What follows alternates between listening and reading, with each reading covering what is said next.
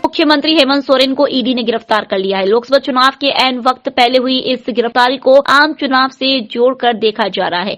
संयुक्त संघर्ष मोर्चा के प्रदेश अध्यक्ष शमशुल हसन ने इस गिरफ्तारी को राजनीतिक बताया है। क्षेत्रीय दलों के नेताओं की गिरफ्तारी को लेकर उन्होंने बयान देते हुए कहा कि लोकसभा के चुनाव के ऐन वक्त पहले राजनीतिक अस्थिरता पैदा करने के लिए इनकी गिरफ्तारियां की जा रही है। हेमंत सोरेन के बाद केजरीवाल, अखिलेश यादव, तेजस्वी यादव, लालू यादव की भी गिरफ्तारी हो सकती है, जिससे कि इन नेताओं की पार्टी चुनाव को लेकर कोई रणनीति न बना सके। जहां तक नीतीश कुमार की बात है तो नीतीश कुमार ने दल बदल करते हुए अपना मुखौटा खराब कर लिया है और वे भाजपा की गोद में जाकर बैठ गए हैं। देखिए, सबसे पहले तो बता दूं कि जिस तरह से देश में राजनीतिक अस्थिरता का माहौल उत्पन्न है, उससे यकीनन ये लगता है कि अभी गिरफ्तारियां हो रही हैं, चाहे वो केजरीवाल हो या बिहार के लालू प्रसाद जी के बेटे हों, तेजस्वी हो, या उत्तर प्रदेश के सपा के राष्ट्रीय अध्यक्ष अखिलेश हो। कुछ गिरफ्तारियां सरकार की सोची समझी साजिश के तहत गिरफ्तारियां होना है, क्योंकि लोकसभा चुनाव नज़दीक है। अगर राजनीतिक अस्थिरता नहीं होगी तो हम 400 प्लस कहाँ से जाएंगे। सिर्फ सीटों की और सरकार बनने की और बहुमत से सरकार बने, देश में इसका वाद और विवाद है।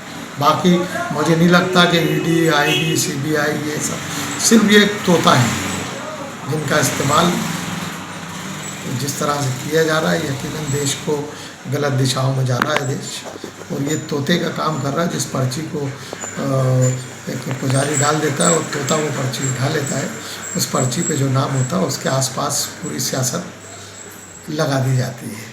आज वर्तमान परिदृश्य जो दिख रहा है हमें देश के अंदर, तो वो राजनीतिक अस्थिरता का माहौल है। वो बड़े दुख के साथ कहना पड़ता है कि ना तो कांग्रेस में कोई लीडरशिप बची है, ना समाजवादी पार्टी में कोई लीडरशिप बची है।